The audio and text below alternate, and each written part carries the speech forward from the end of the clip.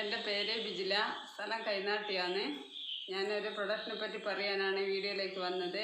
വർഷങ്ങളായി എനിക്ക് BP ഉണ്ടായിരുന്നു. ഗുളിക കഴിച്ചിട്ടും എനിക്ക് വലിയ വ്യത്യാസമൊന്നും കണ്ടു തുടങ്ങിയിട്ടില്ല. ഡോക്ടർക്ക് പോകുന്നതിനനുസരിച്ചിട്ട് ഡോക്ടർ ഗുളിക കൂട്ടിത്തരാറ്, ഡോസ് കൂട്ടിയിട്ടാണ് എനിക്ക് തരാറ്.